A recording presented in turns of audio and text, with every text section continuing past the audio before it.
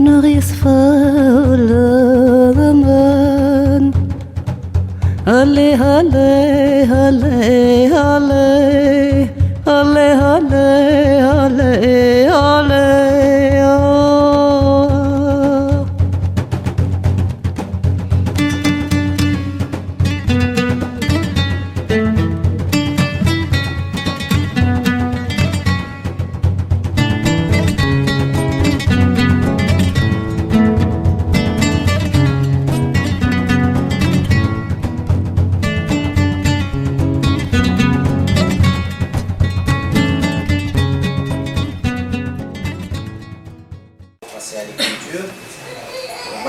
Pourquoi est-ce que, dans la culture kabyle, à travers tout ce que vous avez dit, vers souvent les pourquoi on n'est pas passé, est-ce que c'est la force de tout ce que vous avez raconté par rapport à notre culture qui est orale, qui empêchait que ça passe vers l'église, ou je ne sais pas comment, c'est juste...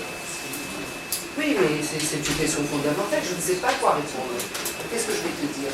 Je vais te dire que cette force de l'oralité est restée encore, et qu'on a eu des femmes, des mères responsables qui ont parlé encore le kabyle et des hommes qui ont continué, mais il est certain qu'on est arrivé à un moment de l'histoire, arrivé à un moment de l'histoire où si les enfants partent de 8h du matin jusqu'au soir à l'école, ils ne parleront plus le kabyle à la maison.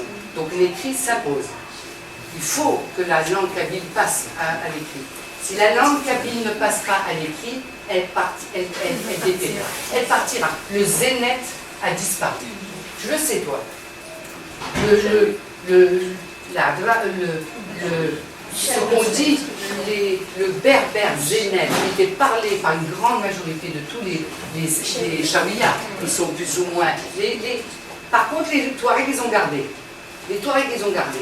Mais les zéniths, qui sont moitié nomades, moitié sédentaires, ne parlent plus. Le zénith n'existe pas.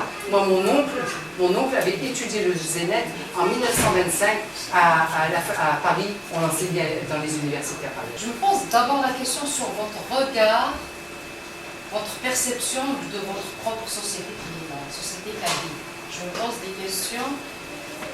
Je ne sais pas, je sens que vous êtes distante. C'est comme vous avez un regard, mais vous n'êtes pas dedans. Et la deuxième, c'est une question que je me pose. Est-ce que vous êtes vraiment convaincu que la femme kabyle n'est pas opprimée? Alors, parce que là, j'ai l'impression que je descends je sais pas. C'est parce que tout ce que vous avez cité sur la femme kabyle est vrai. C'est ma mère, c'est ma grand-mère, et c'est très beau. C'est moi aussi. Mais mine de rien, est-ce qu'elle n'est pas opprimée aussi? J'aimerais bien que vous me disiez votre avis là-dessus. je ne peux vous donner que ma perception et la ma réponse. réalité, alors, vous avez étudié notre société à votre manière. Alors, premièrement, je n'ai pas étudié votre société, j'ai étudié ma société.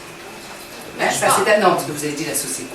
Et quand on parle d'une langue, avec une langue comme quand on parle à partir du français, de l'allemand, de n'importe quoi, et qu'on décrit quelque chose, on est en dehors. Je pense que le fait d'aller en exil nous permet d'avoir une distanciation, ça s'appelle, par rapport à notre culture. On découvre ce qu'on est par rapport à l'autre, quand on est parti. Vous comprenez ce que je dis? Hein, c'est-à-dire que moi, en partant, je me suis dit, mais attends, chez nous, c'est pas comme ça. Mon mari me disait des choses, je disais, chez moi, c'est pas comme ça. Tu vois, je veux dire, je dis, mais ma mère, elle faisait pas comme ça. C'est par rapport aux autres. C'est maintenant que vous êtes au Canada que vous vous rendez compte, mais chez nous, on fait autrement. On fait tout autrement. C'est pas grave, c'est valable pour chaque être humain qui voyage. C'est une des plus grandes richesses du déplacement, des populations, dans le monde entier. Donc, cette espèce de retrait, je termine, hein, non? Tu peux? Vous enchaînez sur ça. Ou tu veux dire quelque chose? Ah, tu veux enchaîner, vas-y. Si tu enchaînes, vas-y. Non, ça ne me dérange pas. Pas du tout, ça ne me dérange pas de... C'est que ma question, c'est votre regard par rapport à la société kabyle. C'est vrai, vous avez une vue d'ensemble sur la culture. Si vous avez vécu longtemps en Kabylie, votre distance vous permettra d'apporter un regard critique de la société et de mieux construire quelque chose à travers son histoire. Mais je ne sais pas, je ne connais pas votre parcours, est-ce que vous avez vécu en Kabylie ou pas? Mais la femme kabyle, c'est vrai, elle a subi ça par les opprimer. D'accord, pardon. Mais attends, il faut qu'elle... Je n'ai pas terminé. Je n'ai pas, excuse-moi. Je n'ai pas Non, terminé. ma question est la suivante. Parce que si on retourne à Boulifa, qui a parlé de la stratification de la société kabyle, dont la femme avait son rôle jusqu'à partir de certain âge.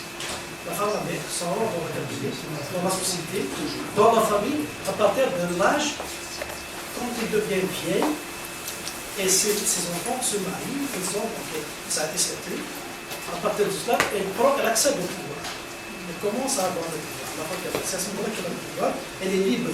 Elle va acquérir sa liberté. Mais avant, la femme kabyle n'est pas libre. Vous avez un Et regard. c'est vrai, est-ce que c'est vrai ou pas? Vous avez, non, je ne suis pas d'accord. Je suis pas d'accord du tout. Vous avez un regard européen. Moi, quand je parle de Kabylie, attends, je vais continuer. Pardon.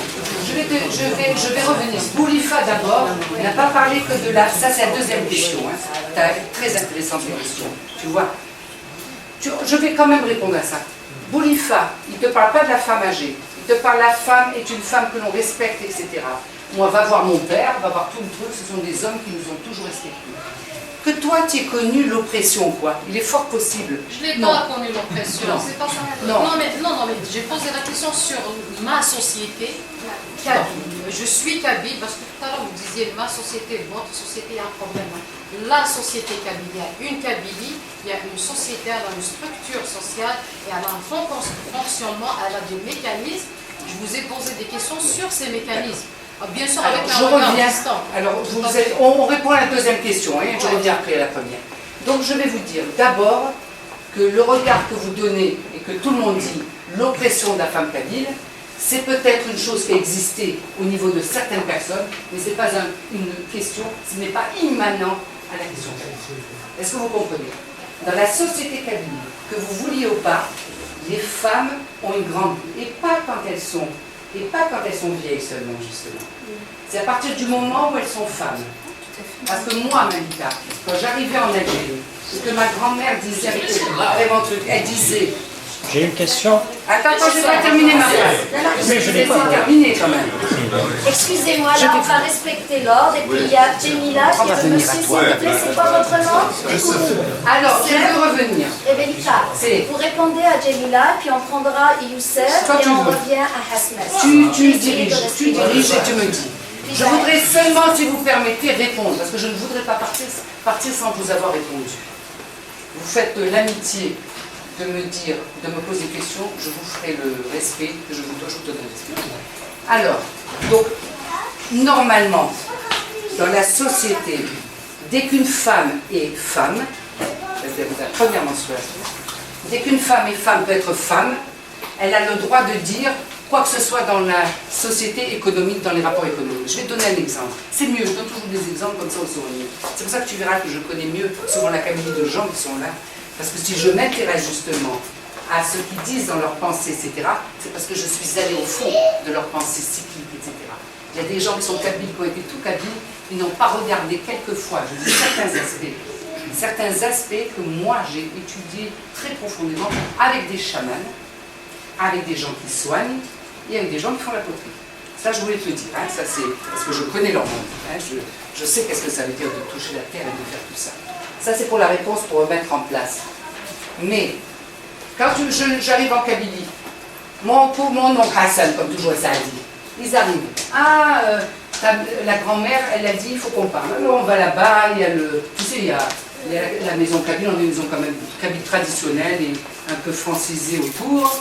On va dans cette maison kabyle, ils ont dit, on va vendre la vache. Qu'est-ce que tu en penses? Ah, moi j'ai dit, mais qu'est-ce que je vais vous dire? Moi, la vache, je ne vous la connais pas, vous faites les vaches que vous voulez. Je me mêle. Tu dois donner ta réponse. À chaque fois que je suis venue en Kabylie, il y avait quelque chose à régler dans la maison du point de vue économique, où on vend la vache, où il y avait trait, on me demandait mon avis. On demandait l'avis de ma sœur, on demandait l'avis de tout le monde. Et mes oncles étaient là, et c'est ma grand-mère au dernier moment, parce que mon grand-père était mort, qui disait, au dernier moment, elle entendait. Elle écoutait tout ce que les fils disaient, parce qu'elle en avait 13 enfants. Hein, elle écoutait, après elle disait, Bon, allez, on va la vendre ou on va pas la vendre. C'est elle qui décidait au dernier moment et personne ne remettait en question ce qu'on disait. Mais dès qu'on est une femme, on intervient en Kabylie pour les décisions de la maison. Et quand ma mère se mettait en colère avec son frère Saadi, je pourrais te donner des exemples pendant des années. Ma mère, elle disait à Saadi, comment tu vas aller à l'assemblée, à la Tadjema, hein, tu vas aller à la réunion des hommes. Et ma mère disait, et lui il ne voulait pas. Et elle disait, tu vas aller, les femmes le forçaient chez nous pour aller à Tadjema pour dire qu'on nous avait volé un petit morceau de terrain où il y avait l'eau qui ne passait pas, où il fallait dans le jardin. C'était les femmes qui avaient décidé. Et elles envoyaient. Et ça, c'est la réalité. Ma grand-mère avait des jardins. Elle envoyait, c'était des femmes qui faisaient le jardinage pour elle. Je me souviendrai toute ma vie, si vous avez vécu là-bas. Moi, j'ai vécu quand même dans la montagne, bien sûr. Mais ma soeur Lisa aussi, beaucoup plus longtemps, pendant un grand moment, elle a étudié tout ça. Et c'est très intéressant quand elle me racontait comment on voyait ma grand-mère. La femme kabyle, elle rentre. Elle apporte un poivron, tu sais, quelques fèves, hein, des petits pois, tout ce qu'il y a du jour. Tu sais, c'était pas très grand. Hein. On n'est pas des gens qui mangeaient comme en Amérique. On mangeait petit, nous, chez nous. Hein, on mangeait très peu. Eh bien, elle apportait tout ça. Elle partageait la moitié. Elle donnait la plus grosse moitié à la femme qui avait travaillé. Et l'autre, elle restait. C'est un système qui existe depuis très longtemps. Après le féodalisme qui existe en Italie encore. Je veux dire, tout ça, toutes les raisons et que les trucs économiques étaient faits par la femme kabyle. Et c'est pour ça que, quand on commence à parler de l'oppression de quoi que ce soit, je dis, mais moi je vis en Allemagne, je vis en France, je connais plein de gens, moi je connais des femmes, je connais des hommes, j'étais féministe, j'étais dans des centres, je fais partie de beaucoup d'organisations, mais allez voir comment les femmes sont oppressées en Allemagne. Mon père est venu quand j'étais, il m'a dit, comment on peut être une mère ici chez vous en Allemagne? Je lui ai dit, tu as compris, le Weber? C'est pour ça que les femmes allemandes n'ont pas d'enfants. Il faut qu'elles se fassent, elles gagnent de l'argent, il faut qu'elles s'occupent du truc. Les enfants ne vont pas à l'école l'après-midi, donc moi je suis obligée de rester à la maison toute la journée, heureusement que j'avais un mari qui gagnait de l'argent pour moi. Et puis moi j'étais là aussi, et puis je disais, je surveillais mon fils, sinon ils vont dans la drogue. Parce que l'après-midi, les enfants ne travaillent pas chez nous en Allemagne. Donc tu vois ce que je veux dire, les Allemands ne peuvent pas. Et mon père a dit, en tant qu'homme, c'est un homme qui a dit ça, c'est pas ma mère ou quoi, on a parlé des femmes. C'est mon père qui a dit, ce n'est pas bien d'être une femme mère en Allemagne. Mon père a vécu aussi en Allemagne. Donc l'oppression, où est-ce qu'elle est l'oppression? C'est une question de relativité. La femme kabyle était libre. Elle se déplaçait comme elle veut dans la maison. C'est elle qui mariait ses garçons. Est-ce que c'est vrai? Oui. La femme kabyle marie les enfants. La femme kabyle, c'est elle qui fait les rites de la menstruation pour sa fille. C'est elle qui fait l'accouchement et qui soigne. C'est vrai ce que je dis? C'est vrai. J'ai tout travaillé là-dessus. Les rapports de tout ça, c'est, je pense qu'on n'a pas assez vécu avec nos propres valeurs intrinsèques dans la société kabyle pour nous rendre compte de la grandeur de notre civilisation. Seulement, on est sans le vouloir, on est complètement avec des idées d'ailleurs. Moi aussi, je ne trouvais ça pas normal de bannir un homme. Je ne trouvais pas, comme ma mère m'a dit, si un homme viole, on le tue. Non, c'est même à Ima, où est-ce qu'on vit? C'était pas possible, on était ahuris les enfants quand on était jeunes. On trouvait ça pas normal, on parlait avec tous nos oncles, avec tout le monde. Et finalement, eh bien, on pense que finalement, peut-être qu'elles n'avaient pas si tort, ces femmes-là. En tout cas, chez nous, ça n'existait pas. Hein? Et puis les femmes kabyles elles gardaient leurs filles, leurs garçons, elles faisaient très attention pour pas qu'on les touche. On fait très attention en Kabyle à beaucoup de choses. Les femmes kabyles avaient une possession, une valeur, une richesse et une liberté de penser. Que moi, ma mère est venue en Allemagne. Mon amie, elle pleure. Elle pleurait un peu, mon amie. Elle dit, je pleure, qu'est-ce qu'elle a? Alors j'explique à ma mère, tu sais, elle va divorcer. Tu sais ce que dit ma mère? Qu'est-ce qu'elle dit ma mère? Elle dit, elle a un enfant, elle a du boulot, elle a un enfant, elle a du boulot, elle a mangé, pourquoi elle va pleurer? Une femme kabyle, elle ne pleurait pas toute la journée parce qu'elle était divorcée. C'est aujourd'hui qu'elle divorce. C'est aujourd'hui que la situation de la femme kabyle est difficile. Parce qu'elle est devenue une femme qui est subordonnée à l'homme. Mais avant, elle n'était pas subordonnée parce que c'est elle qui faisait la nourriture. C'est elle qui préparait tout. Je ne sais pas si vous comprenez qu'on ne peut pas faire du France Dimanche. On ne va pas parler maintenant de tout. Il y a des familles où il y a eu des gens.